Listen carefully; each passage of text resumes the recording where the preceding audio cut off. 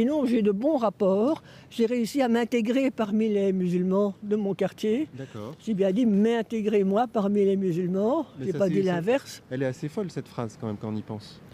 Ben, c'est-à-dire que vous n'obligerez pas les musulmans à trier les déchets. Ils ne le feront jamais. Moi, je veux avoir une amende si je ne le fais pas, eux pas.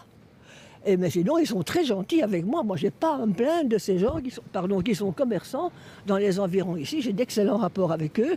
Donc, voilà, j'ai réussi à bien m'intégrer. Ils m'acceptent. Ils sont très gentils avec moi, donc il n'y a pas de problème. Mais quant à vous dire que dans valeur absolue, il n'y a pas de problème, ça, je n'oserais pas m'y risquer. Parce que vous êtes belge Oui.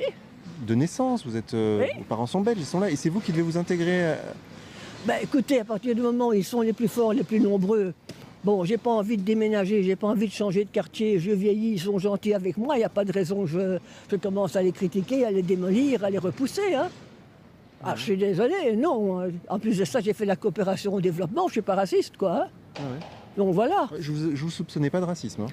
Non, mais ce qui m'ennuie, c'est quand même certaines facettes de cette religion. Ça, oui, ça, c'est... Ouais. Le refus absolu de vouloir assommer un animal avant de l'égorger, moi, ça me... Non, je peux plus manger halal, moi, hein, je suis désolé. Pour ce qui est des boucheries halal par exemple, vous avez le choix là dans le quartier? Ah non, absolument pas. Non, si je ne veux pas manger halal, je dois aller jusqu'à la bourse. Ah oui, donc. Et c'est ça qui me dérange. Eh oui. Mais alors aller chez OK dans un grand magasin, mais sinon je dois aller jusqu'à la bourse.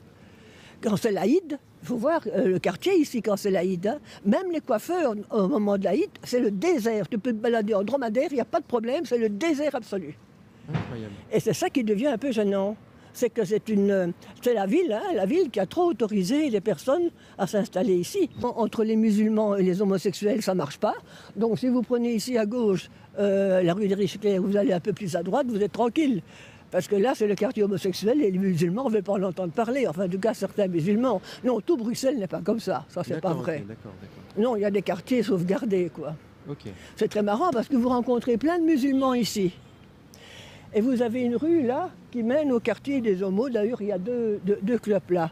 Eh bien, quand je dois rentrer le soir, parce que j'étais au Palais des Beaux-Arts, le bus me dépose là, je prends cette rue-là exprès, parce que là, je me sens en sécurité parce qu'il y a des homosexuels. Ah oui. Et une fois arrivé ici, je trouille. Et donc vous avez vu la ville de Bruxelles évoluer. Ah, ben je suis née dans ce quartier. Je suis née dans la rue qui se trouve là. Alors quand vous étiez petite, Et il y avait les Espagnols d'abord. Et là, on joue avec eux dans la rue. Donc d'abord les Italiens, qui sont venus travailler dans les mines. Puis il y a eu les Espagnols. Et puis les premiers Marocains qui sont venus travailler dans les souterrains pour creuser le métro ici, juste avant l'Expo 58. Hein. Bon, ceux-là, il n'y a pas eu de problème. Et puis est arrivée la jeunesse avec les commerçants. Et c'est alors que le côté hyper musulman a commencé à s'installer, avec notamment cette mosquée qui était payée par l'Arabie Saoudite. Hein. Et maintenant, ça a été repris par la Belgique. Hein.